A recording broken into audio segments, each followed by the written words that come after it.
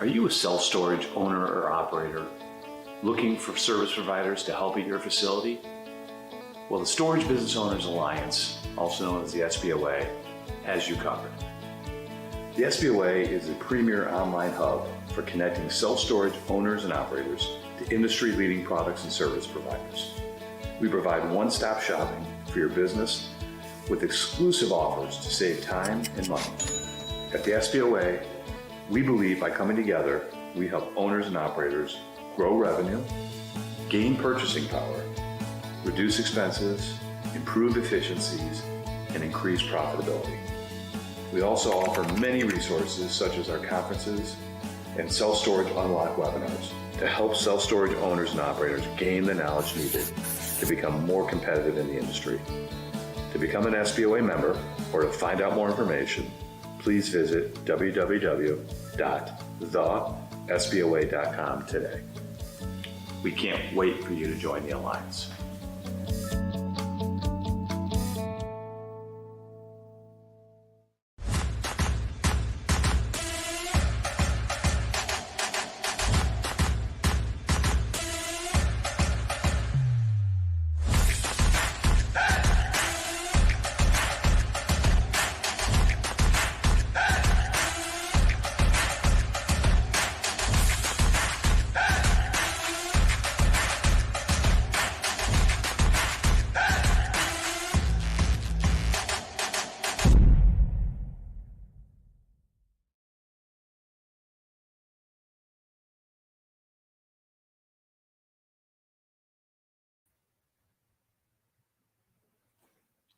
So sorry for the delay there, everyone. If I had a delay, I don't know what's going on with my internet, but I apologize. Good morning, self-storage industry.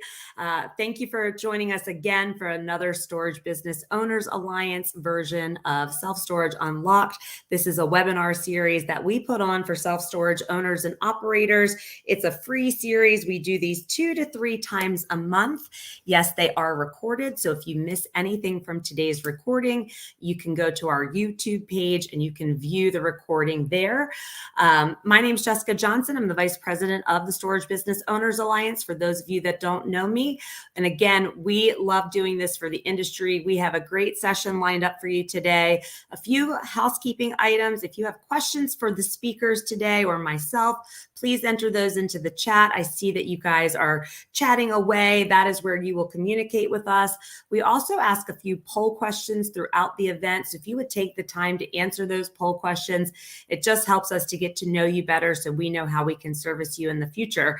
Very excited for today's session. This is a big topic because finding good, reliable staff has been a challenge for many of us. So we want to make sure when we do find that good, reliable staff that we are getting them trained properly so we have retention and hopefully they stay with us. And we cannot do these type of webinars without our other industry partners out there and some industry experts. So big thank you to Universal Storage Group, SkilCheck, and Haviland Storage Services. Sue was supposed to be with us today and she may still pop in just a little bit late, but I'm going to go ahead and announce our speakers and we're going to get this thing kicked off. Again, if you have questions, put those into the chat. My first speaker that I'd like to introduce is Carol Mixon from SkilCheck. Hey, Carol, good morning. Good morning. How are you doing? I'm doing great, other than these weird internet delays I'm having. So sorry if I'm a little delayed or clunky. I promise I'm here. Carol, tell me about you. You've been around the industry for a long time. You've got this great company called SkilCheck. Tell me what you do. Yeah. So I started in 1984 with National Self-Storage, and I have a degree in vocal performance. I sing opera, and I was singing in La Traviata, and my mom and dad were working at a storage place, and so I filled in for them one day, and I won their phone award. Like they just did Oh, a nice. phone shop. And so the owners, or two of the president and vice president, shopped me, and they like, "Who are you? We want to hire you." And then I said, "Oh no, I'm singing, you know." And they said, "Well, what do you do during the day?" So they offered me a job as a trainer. Interesting. What Yeah, a story. yeah. And we went from 16 to 69 locations in 3 years. Wow. So we That's had a tremendous amount of growth, and we were building and developing, each of these in different states. So we had a 10-day training program, brought people into Tucson for 10 full days, which is, amazing. That's a real commitment for a company to, fly people in and do all of that. So it really did. It was the best that I think I could ever happen to me, at least, to have that kind of opportunity. But I think the interesting thing is I learned so much there about how storage should work, and they had such great standards. And what I do now with SkilCheck is one of the things. We had a gentleman come in and evaluate our program, and he was an expert, and he had written books and things like that. And so he said, "Hey, the training's going really great, but you don't maintain the behavior." So Ooh, okay. it's called maintenance of behavior. So you've trained people to do something, but they go out to the field and they may do it differently, or not every store runs the same. And so we had to fix that, because I found we had like 20 different forms, like for Oh, petty goodness. cash. I'm like, people were making their own, or they couldn't find one, so they made one up, and they were all doing it differently. So we made it to where you went to any store, everything was the same. Good. And so that kind of training, but again, we had such a depth in our management, it made a whole lot of difference. And I think now in self-storage, the small owners have a lot of difficulty training and finding managers and things like that, because we wanted people that had no experience in storage, because breaking bad habits, or breaking, habits of I get it. someone else. And the thing is, even when we put them out there, we had to do continuous training, because the area managers would have to observe things that were going wrong at the stores. So, we did basically, inspections of the store to make sure that they were doing all the things. You did a really nice presentation on that kind of auditing, at the store Thank level. you. Yeah, thank you. In Vegas. And I think it was really interesting, because when you need to take that time to go to see the managers, what they're doing, and especially if you want to have multiple properties, they all need to run the same. And it's just very, very difficult to have them. And they're, I will say, sometimes we have door alarms at one and not at another. And, there are some things that are a little different, but the training itself, most of the time, should be the same. And I think I have an operations manual, and I train from my manual, and I have them read it at night, and I pay them. We give them like so many hours, to read this, and basically we pay them to read that. And then when they come, and I can tell if they didn't read it. Oh, It's sure. so obvious, right? Yeah. And then I go over the things and talk about them and train from that manual in the order of the manual. So, and I think, to me, that is the most consistent that we can get. And I know sometimes people, you'll see, we've got a manual here somewhere. It should be a living thing, where you have, if you change procedures, you say, pull out these pages and put in these pages. So, Sure. and that's what we really worked at, trying to be able to move a couple from one store to another store and not have any kind of problems. Because the problem that you will find is that managers kind of do their own thing. They get their own forms, they do, stuff, and you just can't do that and really grow efficiently and effectively, and be able to train. And if you don't train and they are left to fend for themselves, then Right. they start with their own process, like you said, then that becomes tribal knowledge. They Yes. probably are passing that knowledge on to other managers at other locations. And that's not your intention or culture or whatever you had for Yes. the manual and the processes, right? And I mean, uniformity is good. I come from a food franchising background, so uniformity is huge in that world. Yeah, And it's no different in self-storage. I mean, it's true. it's no different in any industry, honestly. Yeah. So And I awesome. do think that's the hard part sometimes for owners, because they know they're developers. They do construction. They do all, they know all of this part, but the management Mhm. part is really difficult for them. And Yeah, it's not all of them, but I'm just saying that I see that because we have, I've worked with a lot of these men, and they just feel like, wait a minute, I'd rather have someone that knows how to do storage. But then you also, and I'm like, for me, I will never hire another perfect person that comes from public, because they think the public way is the only way. And we do a lot of different things that public doesn't do. We have Sure. them more involved with the community. I know that other people are on here, Sue, and I mean, they have issues also that they want, to be more community involved, right? Yeah, definitely. I mean, the REITs are doing a good job, right? We can't discredit that, but it is a Right. different beast than, a couple unit operator, or, even a person that has like a 50 location portfolio. They just Yeah. run differently than us. So awesome. Thank you so much for Yeah. being here. Jim Mooney Thank you. says he 10,000%. He really agrees with you, Carol. Okay. Will Yay. not hire from storage. So Yeah. we could definitely talk about that when we bring Stace up Yeah. too. Let's bring Stacie. Let me get Stacie up here, and we'll bring you back in just a minute, Carol. So next up, we have Stacie Maxwell from Universal Storage Group. Hey, Stacie. Hey, Jess, how you doing? Well, like I said, other than these weird delays I have going on, I'm going to freeze here in a minute, but everything's good. So Stacie, tell the audience about you and Universal Storage Group and what you do for them. Sure. Okay, so I've been in the industry this is my 23rd year now, and I was hired by Ann Ballard to run a self-storage property with my now ex-husband, then husband.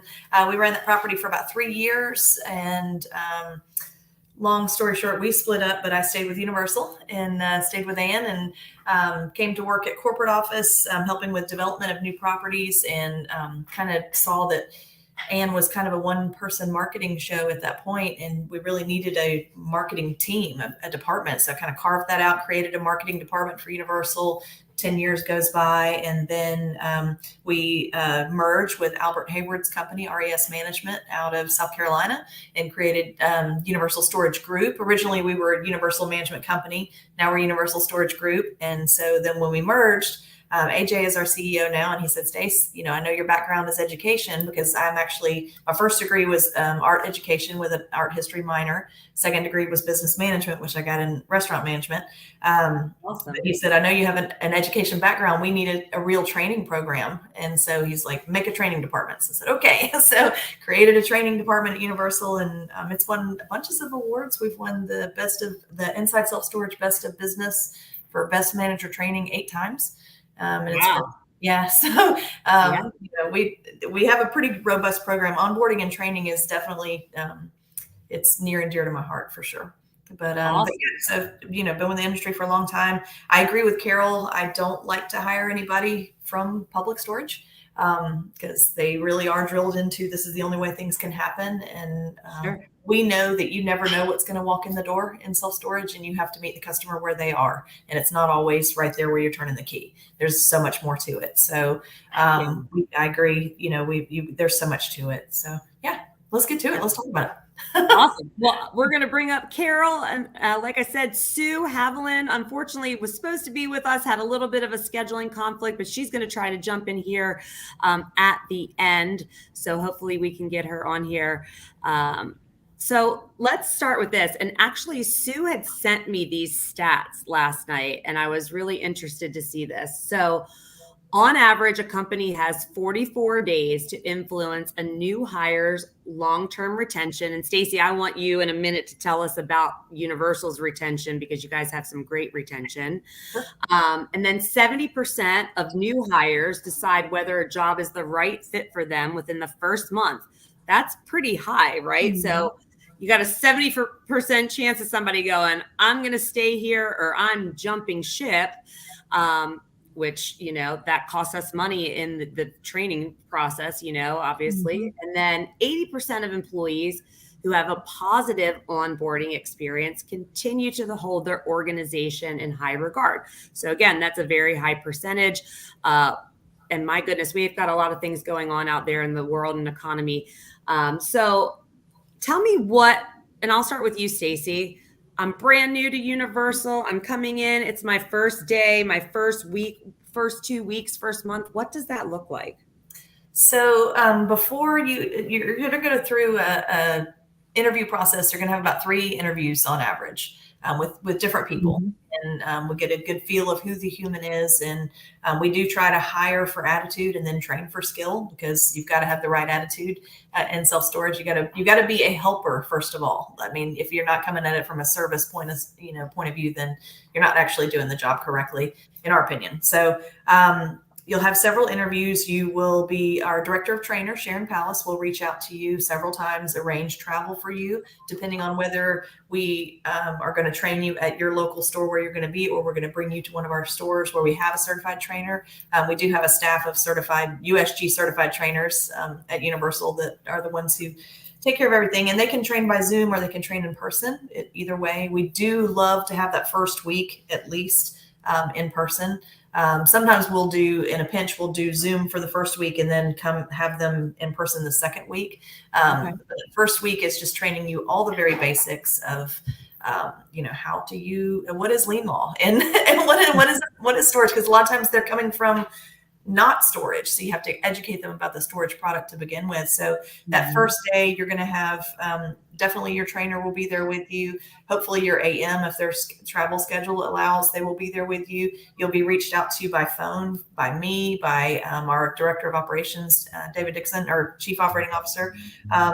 So we all just kind of, reach out to that person, welcome them on board, because we know that, if it's really that ongoing engagement, you want that person to feel really comfortable coming on board to this company and feel like they're joining something better than where they were before, so that they'll want to push forward and keep that company at the top. And we do a lot of engagement with our new hires. We explain our core values as a company. We operate kind of as a family. Even at the corporate office, we all sit down and eat lunch together every single day. Oh, that's awesome. So we want them to understand they're not just joining a company, they're joining a family. And there's a lot of outreach there in that first week for sure, which, Sharon herself, if she's not actually the one training, because she will train if she needs to, she's calling them every single day. How did it go today? What can I help you with? What are questions? And so, they get a packet of information that can, we'll print it in a book if they want one, but it's also digital, either way. And, just really training them about storage that first week. And then the second week we get into phase 2 is the second week. And we get into more of auctions and, revenue management and things that are a little higher level than just turning keys and renting units, taking payments. Say, Stacie, are they in your main office that first week or out at the store? No, they're out at a store. Yeah, absolutely. Do you have groups of them, or just you do one person at a time? We do one person at a time. They get that very individualized attention. We got about 12 trainers, so we have the capacity. Yeah, that's awesome. And right now we've only got, I think we got 75 facilities up and running right now, a couple in the pipeline. But, there's a natural ebb and flow with facilities. So we just kind of hover around that, we don't ever want to tell anybody, no, you can't sell. Yeah. Now, I'm going to go back to Carol's point that she mentioned earlier. A lot of the development that goes on in self-storage is by developers, construction guys. They don't get this training side or the operation side. So, Stacie, you've got a big group. Carol, you work with big groups. What if I'm a single store operator? I'm just getting started in this, and this is not my wheelhouse. What would you suggest that they do for this? I mean, rely on a consultant maybe to come in and help through that onboarding process because what I fear happens, and we know this happens, they don't know. They just toss them into the job and it's bless you, good luck, So how would Stacie, you, can Carol, I take this one? Oh yeah, go ahead, Yeah. Carol. I know you Well, would. and I'm going to do this because I'm going to make it what you do really well.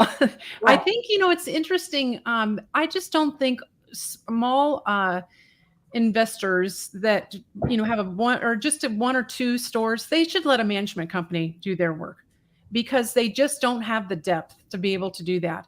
And if they think, they put someone in, and I do a lot of audits, and what happens to these people is they get a partner at the store that they don't realize they have a partner at the store, and they're left alone a lot, and they say they justify that, and they start taking time off that they're on the clock. They take time off, then they start taking money, and because no one's really watching, and so you just don't have that supervision with a small owner like that you would if you had a big company working on your stuff.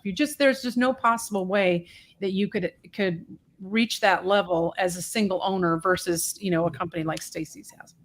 Unless that owner is there every single day, you're Yes. spot on, Carol. There's so much that happens, and And whether they have, management or consulting, you've got to have somebody helping you oversee what's going on. and sometimes they have bad ideas. Yeah, that's true. They'll say, "Well, do this. Oh. Would they be doing this?" I'm like, no, they need to be at the store answering that phone. That phone is super important, that taking the customer out. And I know there's lots of people that are trying to go without managers and stuff. The stores I've built, they're so big. They generally, I can understand if you had 5 in Poto, Oklahoma, little small place, then that's different. But the largest one I've done is 200,000 square feet. Wow. As big as the Lowe's next door, 2,000 units. Yeah. And so there's no way that was going to be run without several people. I think I was looking at probably 4.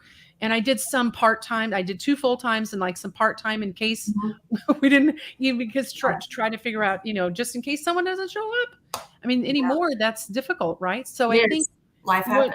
The depth that they have at Universal, you just can't get that very easily with a small operator. They just can't do it, and they can't do it as efficiently. And one of the things I can say is that years back, I would get some stores that had gone into bankruptcy. And this is when we had our first kind of recession in storage. And so the judge would say, hey, can you fix this store? 90 days, 60 days, I could turn the store around. But I got rid of the manager that was there and got somebody else in. And the judge is like, how do you do that? I'm like, yeah, the owner had no business really running that store by himself. And I don't know why, more lenders don't say you need an expert running this store, not you can't do it. Just because you can build something or you have money to buy something doesn't mean that you should be managing it. Yeah. Sorry if that hurt anybody's feelings. No, listen, we are here to hurt feelings because we are here to help people, and we are here to protect this great industry. And I'm gonna matters. I need my storage auctions little hammer thing that the judge used. I don't even know what it's called. There you go. Listen, I'm running on fumes. I've had 2 hours of sleep. Oh boy. So here's 2 things. Carol, I love that you said they have bad ideas. I saw one the other day on one of the Facebook forums. He wanted to put a washer and dryer in the office for his tenants to use. And I'm like, please, for the love of God, don't do that. If you want to open up a laundromat, please go find something. Yes. Yeah. I'm like, you're just going to have so much ruckus going on at the property, right? That is unnecessary. This is not a place to do your laundry, people. No. The second thing, when we were doing this prep call, Sue told us all, she just did an audit last week. The manager has been there for a year and a half, and the level of information that they did not know a year and a half later is extremely alarming. One, because they're not taking the initiative to step up and say, I don't know, I need more training, I need help, what should I do? That's a bad hire right there, number one. Yes. And number 2, they're clearly not getting measured. They probably never had a performance review. They probably don't even know what KPIs they should be looking at, right? So I'm glad you brought that up. Definitely employing a third-party management group. You can talk to Stacie. There's other ones out there that cater to different parts of the country, et cetera. They all are great. The ones that I know of and work with. And some brand with their brand, or they let you keep yours. So it just depends. So yeah. And I mean, if this is not your skill set, but you're a developer or you've got this piece of land, and what do I do with this piece of land? By all means, if it's zoned for storage, build it, but do it right and treat this like a business. We find that a lot. I feel like that they just don't take it seriously, like a serious business, I think Sue had told us too, in her audit, what were they missing? Like 200 and some odd leases? Yes. Out of a 400 something property, they were missing 200 leases. That's like crazy. And the same manager that didn't know the lien process, it really doesn't matter because you don't have signed leases anyway. So, Exactly. Help me help you here. I feel like what movie was that? Help me help you, Yeah. All right, awesome. Well, let's move on. What would you suggest if this person is just like hell bent? I'm not hiring third-party management. I've got this. I don't want a consultant. Attend SSA shows, get educated, attend our webinars. What should they do? They need to do as much research on the side as they can. They need to participate in every webinar that they can. They need to go to the big shows. If you can't go to your state show, they should join up with their state association and get on that state certified lease as well, because it's going to adhere to the lien law of their state, because that's the number one thing that I see people, especially you mentioned the Facebook groups earlier, those manager groups. You'd be alarmed at the number of people that are taking advice from somebody in a whole other state. They're going to charge these weird late fees to enforce a lien for Texas when they're in Maine. You can't do that. It's not the same, and just so having that education and understanding that, it is different everywhere, but you can create a standard right where you sit. And that's what they need to do. And maybe, do that research and pick the things that they do want to do within the limits of their state's lien law. Yeah. I'm glad you brought that up, Stacie, because I did see that very point a couple weeks. I watch these Facebook groups in nauseum. I think I'm a little obsessed because there's so much misinformation out there. And then there's good information from people that have been doing this for a long time. Even if you haven't been doing it for a long time, if you've educated yourself, great. But it was like, I'm in Texas, I need a lease. And this person from like Oklahoma is like, I'll send you mine. Well, no, don't let that happen. So, all right, on to the next topic. So Stacie, you did kind of go over like your training schedule, like phase 1, 2, and then you've got like a 45-day out, a 60-day out, and then you've got some coaching beyond that. So this is fluid, y'all. This is not like a set it and forget it, like your websites, like your advertising, like anything in your business. It's all evolving, cyclical in some natures too.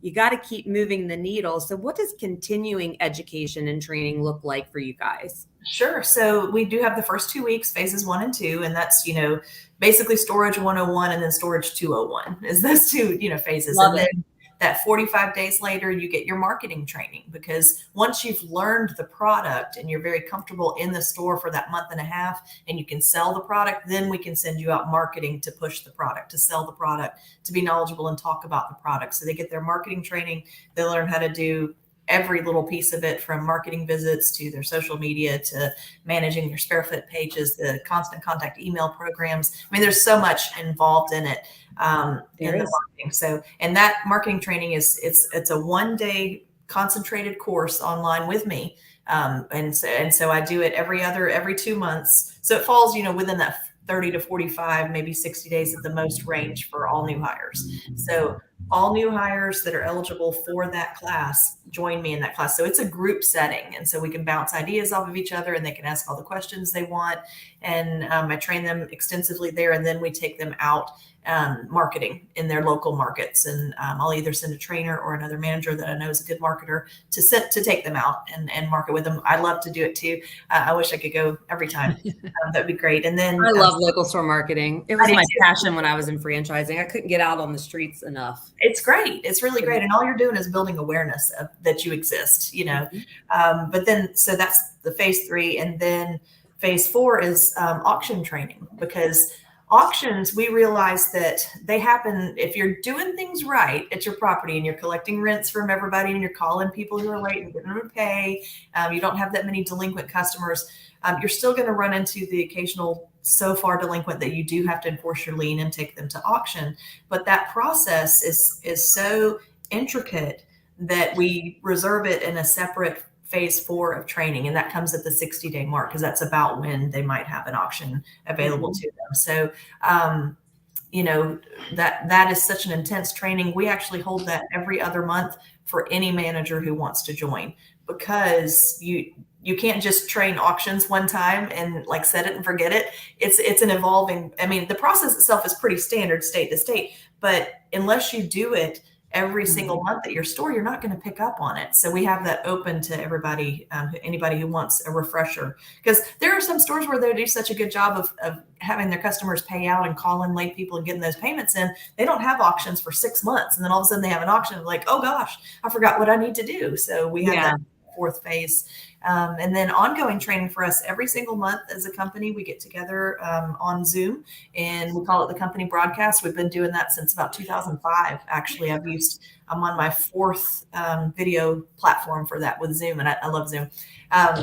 We picked up Zoom about 5 years ago, and it's been great. So when COVID happened, we were like, yay, we're already ready already. So that was good.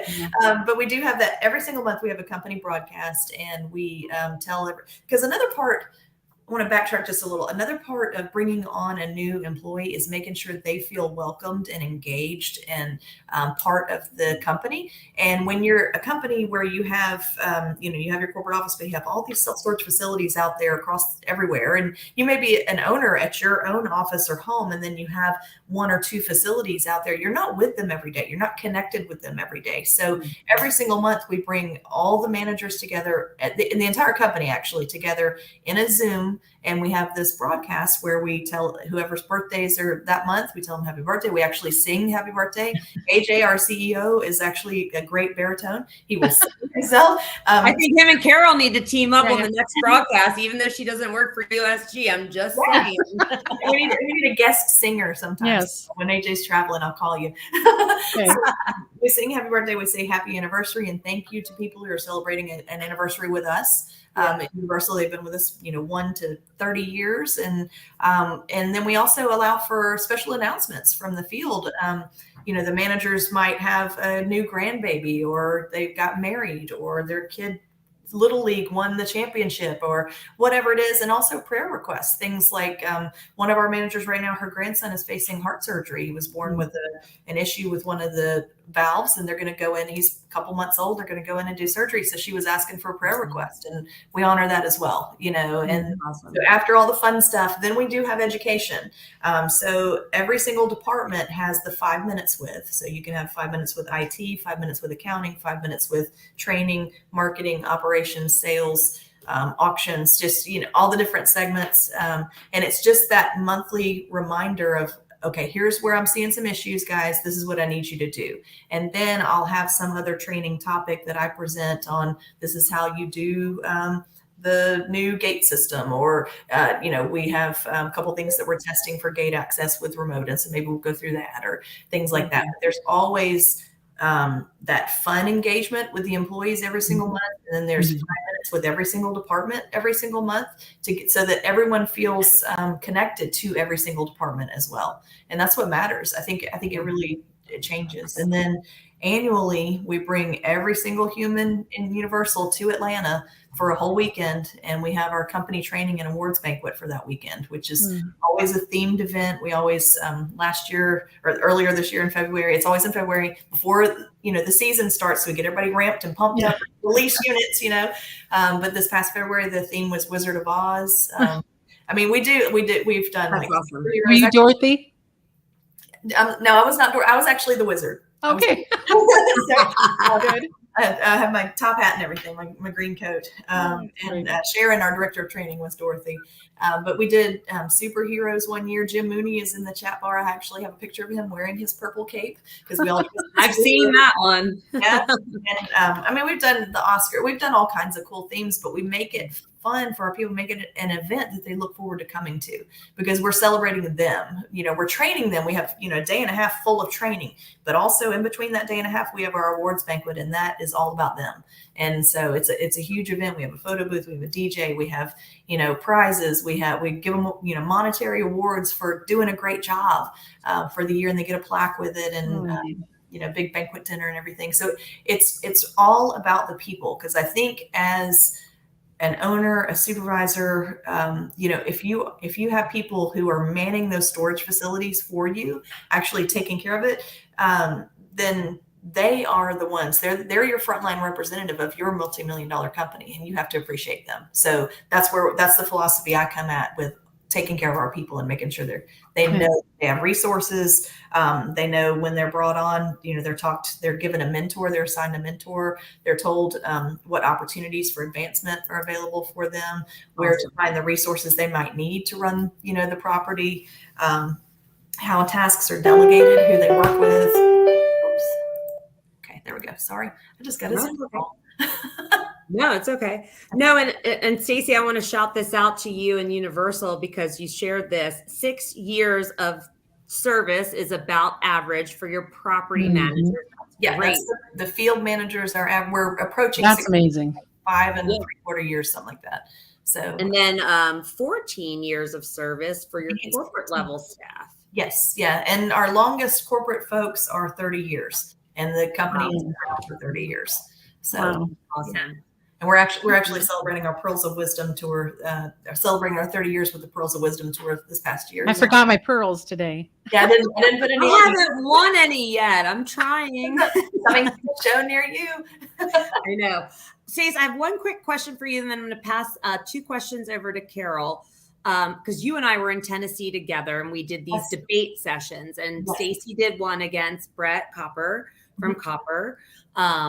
And it was like, should you have a live manager or go fully remote? So they were and Stacie is for live manager in certain scenarios. So give me the threshold of your property is this size with this many doors. We can go ahead and push that to remote. But if your property is this size with this many doors, we really recommend, this kind of goes back to Carol saying a 200,000 net rentable property. That's huge. Probably need a couple employees. So tell me what your kind of like gauge is there, Stacie, and Carol, you can and just share yours too, because I'm sure you have one. Sure. Yeah. We find that we're looking for properties that are about for full management. We want at least 400 units, 40,000 to 50,000 square feet. That's a good size property, and that can support a whole human at that property. When you get down to your 300 units or so, maybe that property can be kind of a hub and spoke with a sister property that's nearby, kind of treated like an annex, not fully remote, but just kind of a hybrid. But once you hit about 200 units or lower, we find for our business model, that's a good remote situation where we can send somebody, 2 to 3 times a week just to check blocks and clean trash and things like that, and, run it from a website remotely with, the call center. So those are kind of our benchmarks. Anything higher than 40 to 50,000 square feet, we need humans. It's just a big property. Yeah. Carol, do you agree? Do you have different benchmarks? Or No, I have this. Those are, typical for me too, even on the West Coast, because I just feel like I like someone there for security reasons, and especially in some of the areas that I've been in, like San Francisco. I've had multiple stores in San Francisco. You have to have people. There are so many people trying to live in this space. Or we had a lady that shot up in the elevator and she died just going from her one floor to another. She shot up in the elevator. So you just, I think you just need people and just to handle all of the things that can happen. I agree. And they need to be watched.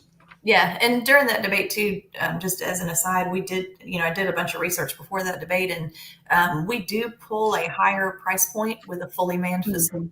Oh, you're going to have more reviews for fully, and reviews are commerce. I mean, that's valuable online. And you're just going to get more dollars per square foot. You're talking about a difference of, 53 cents per square foot in a remote situation versus 97 and up cents per square foot. I mean, it's almost double. So yeah.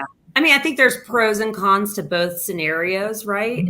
Depending, and every scenario is going to be unique. Every property is unique. Yes, some are very similar, but yeah, definitely. I love that you pulled that too, because sure, going remote can create some valuation because you're obviously eliminating some of your like payroll costs and stuff like that. However, if you have those payroll costs in place, you got a human pushing upselling reviews and stuff that you said, which just kind of keeps, we want the reviews to feed the Google monster. It helps with SEO, helps with ranking. So we know that. Carol, I'll shoot this one over to you. This gentleman, Keith, is asking, I've had an owner ask me to turn his facility into an unmanned facility and manage it for them. What is fair percentage-wise? Before I turn this to you, Carol, let me first say, I hope you're a seasoned self-storage professional, Keith, before you go try to manage anyone's property for them. And then, Carol, what would you say to this question?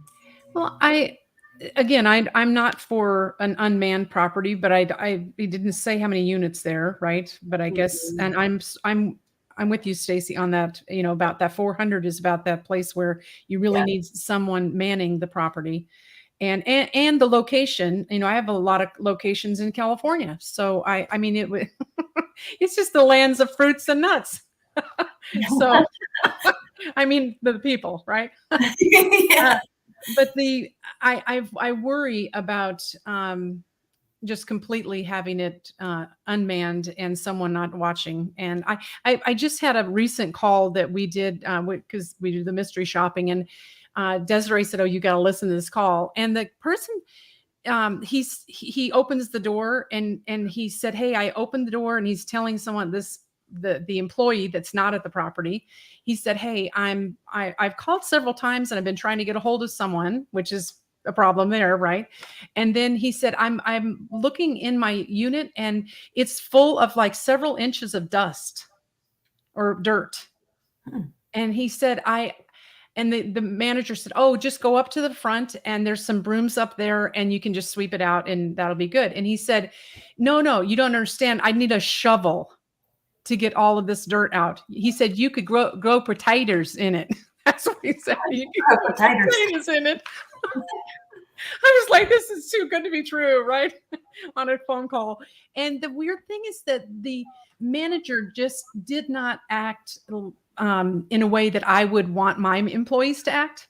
And I just see what crumbles down is you start not caring about the store when you're not there, or when it's not yours to that ownership that managers take about the property and keeping it clean and nice, and that they're all into that. And I think this other employee, he said, "Hey, I'm going between 4 properties," and that's what he told the guy. He said, I can't get over there. And he said, "Well, what can I maybe go to the one in the inside?" And because I wouldn't put my stuff in there if all that dirt was going to be all over all my nice furniture. And he said, "So this isn't going to work anyway." And he said, "I know I've waited several days but couldn't you just," because it's only been like he was waited 3 extra days before he actually was trying to move in. And the guy was like, "Yeah, I can't do that." I'm like, "Oh my gosh, you just had someone with such a big problem." I can't imagine what that review would look like. He did a review, and it's not worth it. So I think some of the things like that are problematic. And I think the gentleman that asked the question about, what was his question again? What percent? What's percent's fair, right? If you're a legit third-party management company, yeah, there's a percent. If you're a legit consultant, there's a percentage or a fee that you would charge. So yes. Yeah.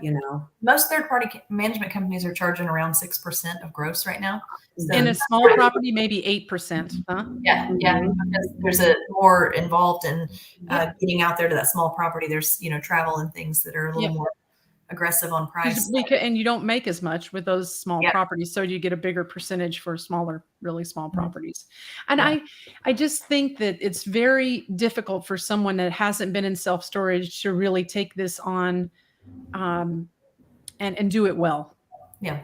And really do a good job. And that's why, I mean, when the bankruptcy courts were calling me, it's because of my reputation. I could turn the store around. And some of the owners like, "How'd you do that?" I'm like, "Well, this was not the rocket science. I got a good manager in there." Yeah. And we'll talk about some of those metrics Carol, here in a minute of like how you would go about turning around a property too. That's a whole other topic, actually. We probably should save that for another webinar. Yes. Stace, I'm going to pass this to you real quick. Rachel, when you were talking about that phase of auctions, do you have someone that handles auctions at the store while that new manager's still in training? Yes, we do actually. The area manager would step in that case if they need to. We also have an auction coordinator who can help with that as well, or one of my training staff. I have trainers, but I also have people that I call STARS, which is a startup takeover active responder. So they're the people who go out and start new properties, or go and take over a property, or come into a troubled property to kind of, fix things while we hire a new manager that's going to run it correctly, like Carol said. Yep. So one of those folks might help step in and make sure the auction process is moving, because the people who are late right now, they're not going to be auctioned for 90 days. So it's every single, you have to touch that whole cycle until they either pay out or get sold. And so while that person's being trained, who knows what stage you have up to 3 different stages happening in that first 90 days. And if you don't clean those things up before you get someone new in there, that new person sometimes thinks, oh, this is the way it's supposed to be done, or they see bad things. And you think you don't want that behavior. You want to, I like to look at it like a needs analysis also. Is this the person can't do it, or they don't do it? Right. And a can't do is the lack of the skill, right? They don't have the skill to do it. But don't do it is lack of motivation, or just they don't give a hoot about the job. They're not engaged. They're not engaged, and they don't need to be there. I mean, for me, I fire so much faster than I hire. Yeah. And I asked the other day, do you like hiring or firing better? When we were doing our session. Yeah. And for me, firing all day long. I would say I'd rather fire, because I know in my heart that they're not for this job. It's not for them. And this is the best thing for the store. And hiring is so much harder for me, because I'm thinking, gosh, I never get this right. So you hire slow, fire quick is what you're saying, Carol? Yes, absolutely.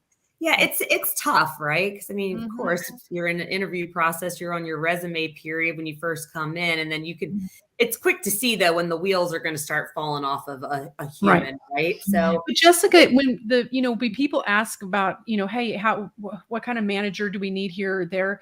The problem is if that owner of a storage property or investor, if they hire someone that doesn't have the skill set of knowing self-storage and has a good intent,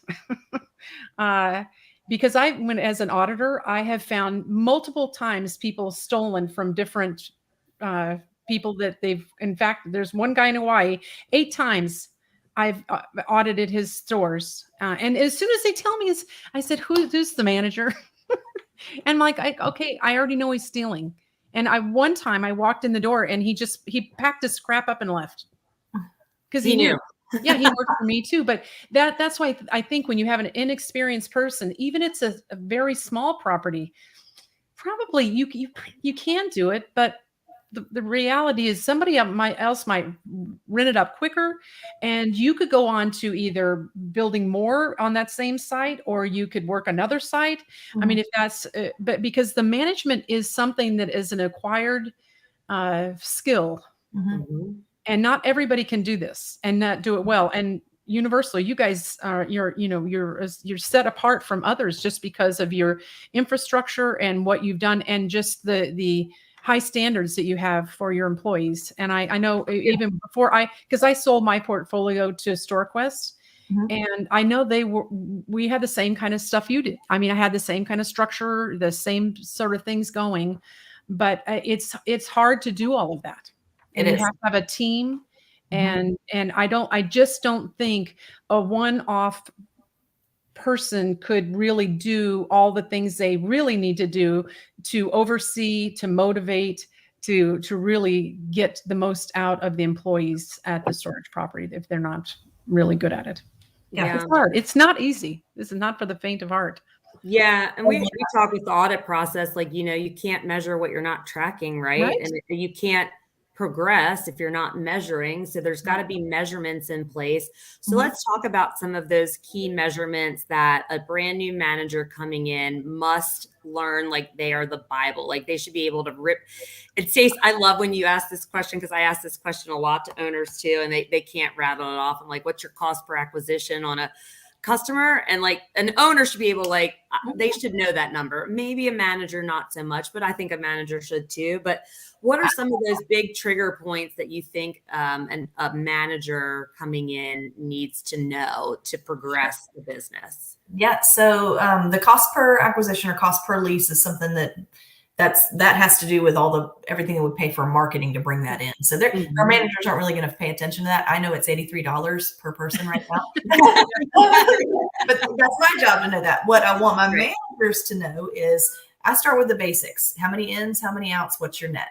And then your income, what's your budget, and where are you now? And we actually have what it's called the Targets Workbook. It's an Excel workbook that I created based on an ONF, a daily ONF that Ann had created way back in the day that was manually entered, and I digitized it in Excel. And then we created a workbook where it's got the whole year in it, and it feeds itself page to page. So we plug in your starting budget for the entire year for every month. And as the managers fill it in every single day, how many ins, how many outs, cash, credit card, blah, blah, blah, and all these pieces across how much traffic did you get, how much boxes and packing materials did you get. It actually calculates some metrics that we want them to know. So your ins, your outs, your net, your income, where it stands against your budget, and how much more do you have to go for the month, and then how many walk-ins, calls, and leases did you get, because you need to know how much traffic is being generated. And if that starts to peter off, then get your butt out there marketing and generate some traffic. And then lastly, box sales per lease. That's a number that I calculate, because if you sell boxes and supplies in your property, the best thing you can do is sell boxes and supplies at your property, because it boosts that bottom line. It goes straight down to the bottom line. It's a 55% markup on anything you buy. So the way we broke that down into a manageable number for the managers to look at every single day is every single lease that comes in, you have a goal for how many boxes and supplies you need to sell. And that's going to be an average, because some folks will come in and buy $200 worth of boxes, and then the next guy will come in and not buy any, so it's just a weighted average. And we go for about $25 added to every single lease of boxes and supplies, which is pretty easy. Like sell them a couple boxes in a lock, or a dust cover, but as long as you're hitting that for the number of leases that come in for the month, that's a big, huge number at the end of the month that adds up straight to the bottom line. So for me, ins and outs, income, of course, you want to look at your occupancy, of course. What have you got left to rent? You want to look at rent variances. We pull every single month, we pull our occupancy report and sort it by rent days last changed, and see how many people have not had their rent changed in 270 days or more, because those people are due for a rent increase. That's your 9-month mark. Let's go ahead and get those letters out and get the 30 to 60 day notice out there, so you can change their rent on that 11th or 12th month and increase your profits there too. So rent variances is also a very important thing. And I think managers need to know the 3 different types of occupancy. There's unit occupancy, which is the number of units you have occupied. There's square foot occupancy, which is how much square footage out of your whole net rentable is occupied. And then you have your financial occupancy. How much money are you charging for all of these units based on where it should be? What's your gross potential, and what are you really charging? And if that number's too low, then managers need to know how to raise rents to get that number up, matching with the unit or physical occupancy. And I would say, as an auditor, if there's more than a 6% spread, there's probably theft. There's probably, you are dead on the money. Yep. Because that 6% might be your specials, different things that you're doing, but we get out behind that. In fact, I'm just looking at a management summary here, and this person is 98. I'm doing this audit, so sorry. 98% occupied, physical occupancy, but bringing in money if it's at 80. Oof. And they had year to date, January to August, they had $35,000 in discounts. Oof. Wow. So people are coming in and paying cash probably. He's taking their cash, giving them their change, letting them walk out the door, and then putting in a credit and pocketing cash before he finalizes his day. Yes. Wow. these are big red flags to look for. See everyone out there, these two ladies can rattle those figures off. So you need to talk to them. If you don't know how to read a management report, you don't know those triggers and levers to pull and what to even look at, like they can look at it within minutes and go, we have a problem here. Yeah. You know? I don't ever have to go to the store anymore. I mean, it helps, it's nice to go, but I can find theft without going to the store. Mm-hmm. I used to go, go look at every door. That's not very common anymore that people, though I will say one common, or one that's an odd one, where they, there are credits. Let's say a person moves out before the end of the month, there's kind of credits left in there. I found this one person, I'm like, they had like 50 units that weren't moved out, but they were empty.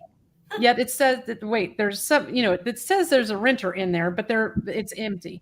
And I'm like, okay, well, wait a minute. They've been there a while. So it's not like something's amiss.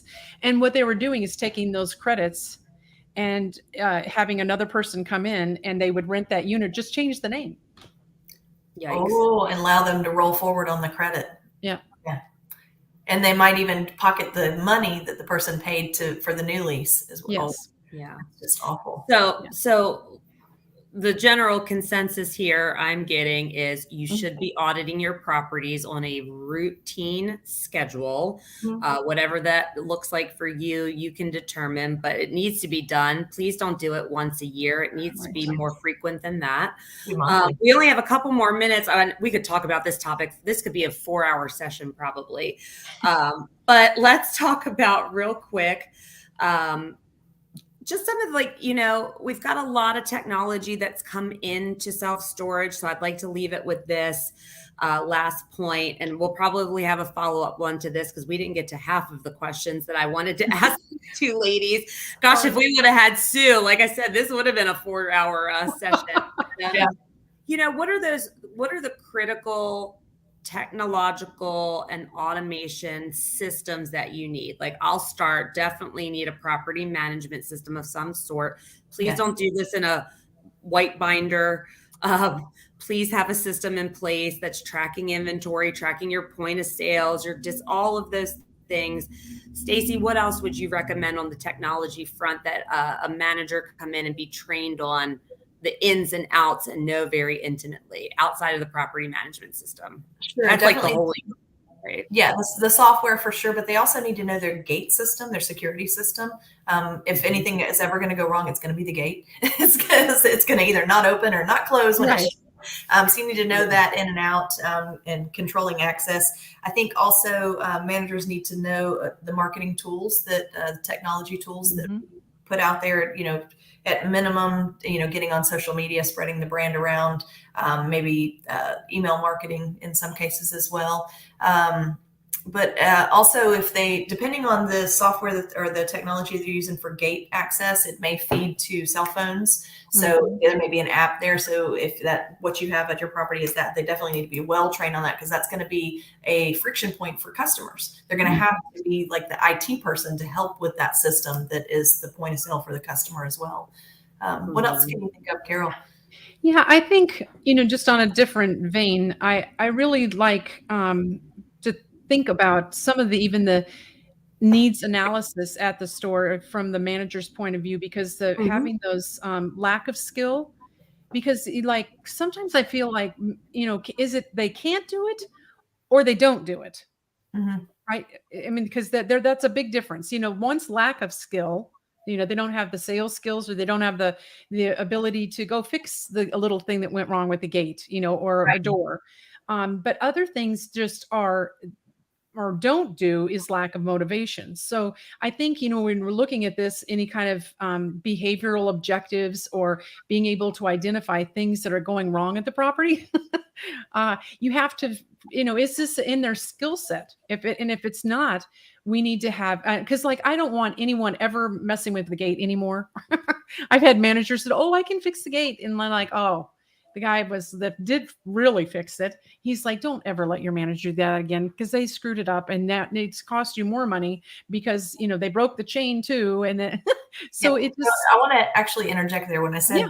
knowing how to operate the gate, I meant the software, not the Oh, function. yes. You're right. Call your gate provider, call If tech that's- support. As a manager, if you can't get it figured out in the software, then that's a phone call to the gate guy. Yes, a Yeah, phone call, not sure. don't go out and do it all. But adult learning is a really weird thing in what we do, and people aren't as they get older, they're not as keen on being trained.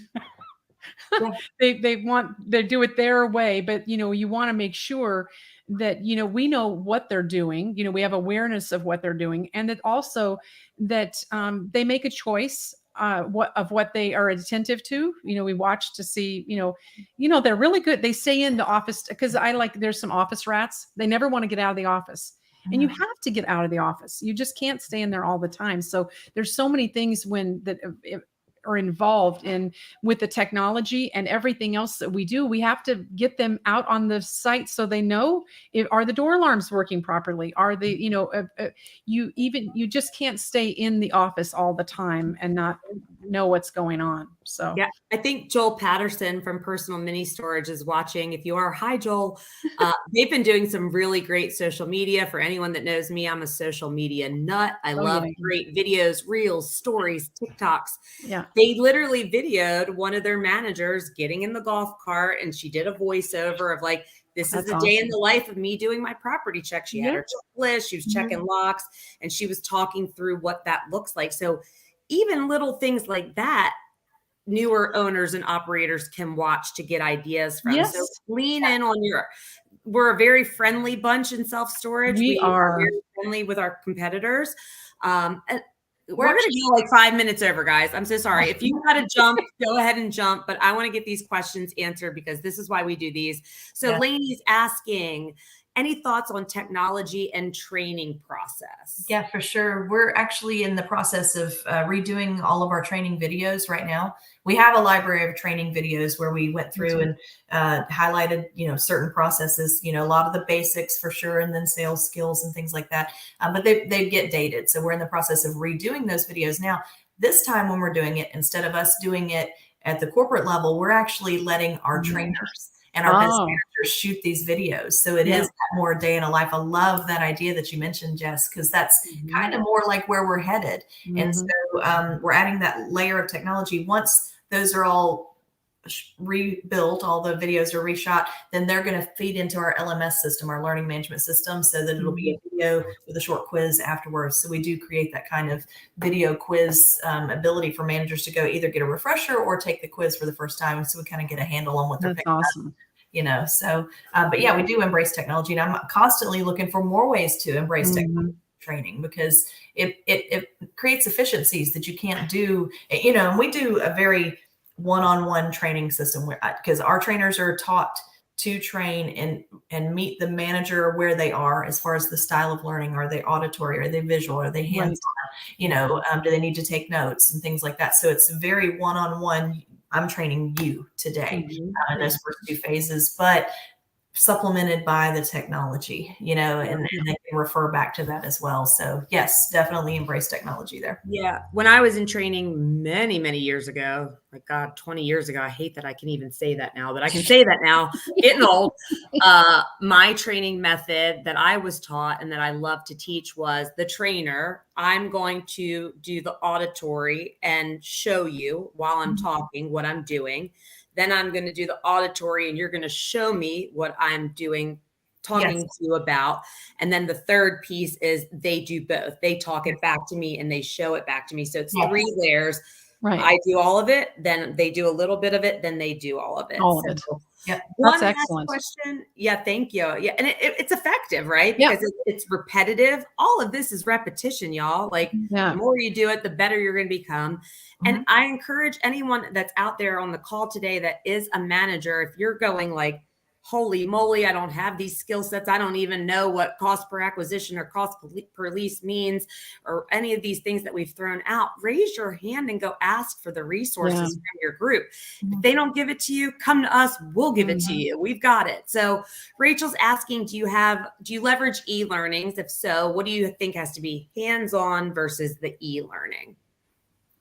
Well, I think that goes back to what I was talking about with our video process and the quizzes that we have there in the LMS. And I honestly think that 80% of your training has to be hands-on. I mean, you've got to get out there and do the things, and then supplement, just that little supplementation with, I don't remember exactly how we did that hands-on. I know there's a video. Let me go check the video, and so they can refer back to it. So that's the tool that sits behind the process. And yeah, it's a tool that you can utilize and use, but you shouldn't have to fully rely on that tool. Like somebody should be walking you through these processes, right? Yes. So, because, and also in any process, there could be a hiccup that's not covered in the video, because Lord knows in storage, we see all kinds of weird stuff all the time. And that happens in different areas too. It could be the payment is not going in correctly, or maybe this person needs to pay with check and credit card. How do I do that? There's all kinds of weird little hiccups that can happen. So having a human is the best course, in our opinion, for sure.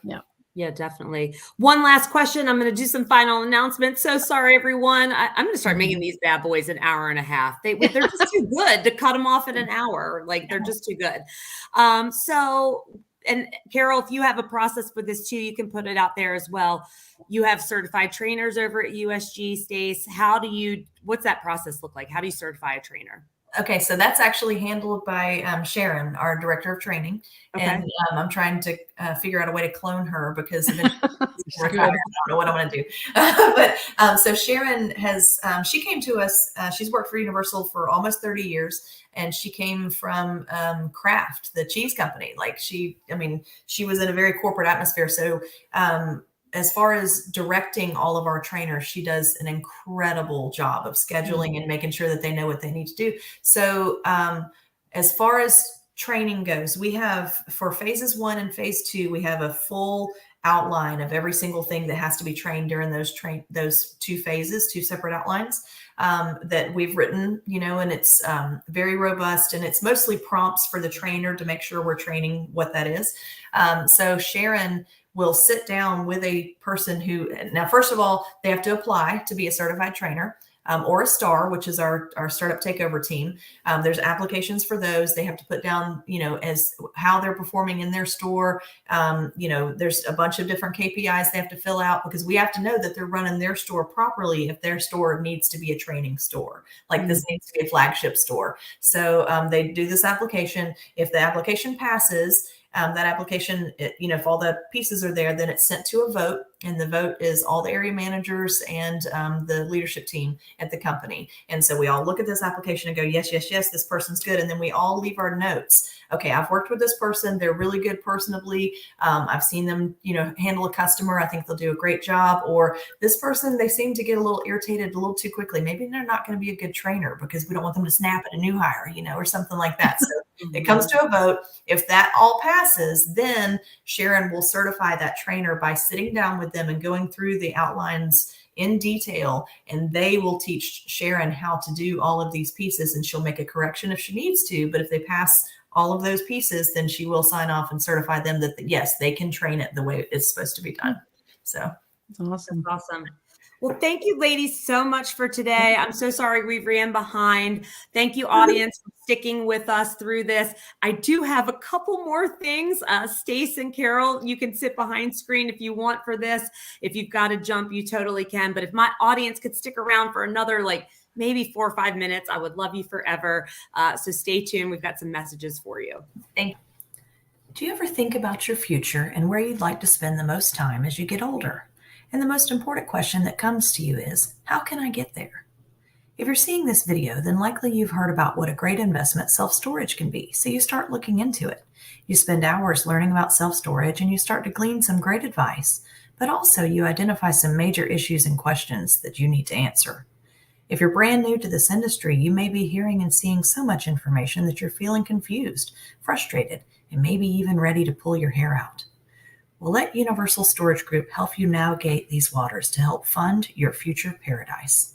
Though we recently unveiled our new branding and look, Universal has been around for over 30 years, providing fewer headaches and higher income to our clients, trust and peace of mind to our storage customers, and education and improved quality of life to our amazing team members.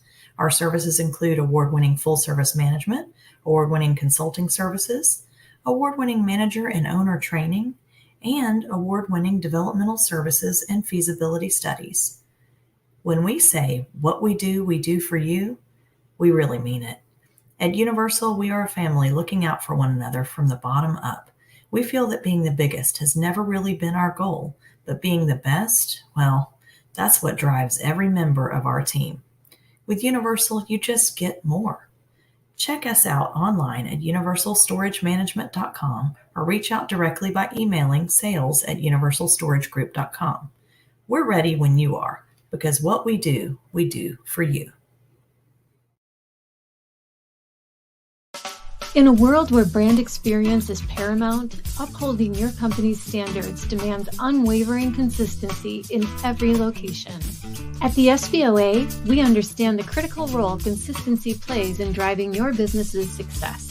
That is why we joined forces with MSI to introduce a revolutionary internal audit program tailored to meet the specific needs of your organization. Our game-changing audit program leverages cutting-edge technology and expert insight to bring you unparalleled accuracy and reliability.